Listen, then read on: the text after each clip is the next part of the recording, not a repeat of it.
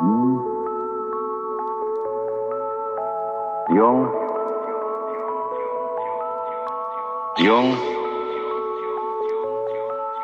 I want to read a passage from one of his lectures,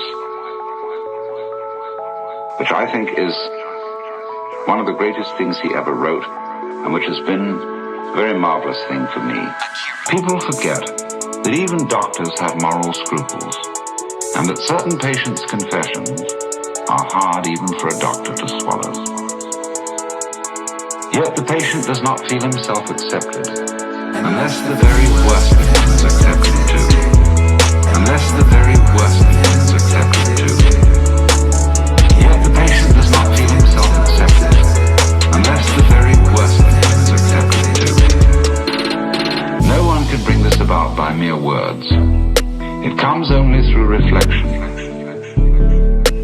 and through the doctor's attitude towards himself and his own dark side.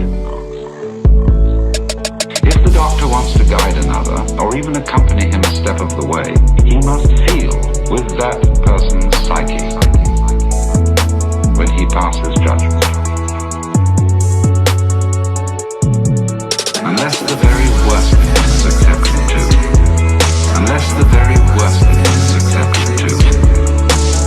Yet the patient does not feel himself accepted, unless the very worst of him is accepted too.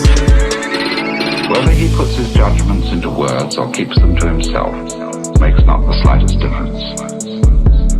To take the opposite position and to agree with the patient offhand is also of no use. Feeling comes only through unprejudiced objectivity. This sounds almost like a scientific precept, and it could be confused with a purely intellectual, abstract attitude of mind. But what I mean is something quite different. It is a human quality, a kind of deep respect for the facts, for the man who suffers from them, and for the riddle of such a man's life. The truly religious person has this attitude. He knows that God has brought all sorts of strange and inconceivable things to pass, and seeks in the most curious ways to enter a man's heart. He therefore senses in everything the unseen presence of the divine will. Unless the very worst of him is accepted too. Unless the very worst of him is accepted too. Yet the patient does not feel himself accepted, unless the very worst of him is accepted too. Unless the very worst of him is accepted too. Unless the very worst of him is accepted too. Yet the patient does not feel himself accepted, unless the very worst of him is accepted too.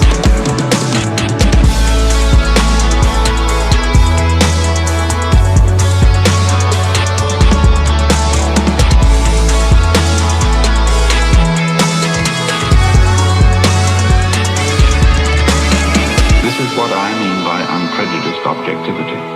It is a moral achievement on the part of the doctor, who ought not to let himself be repelled by sickness and corruption.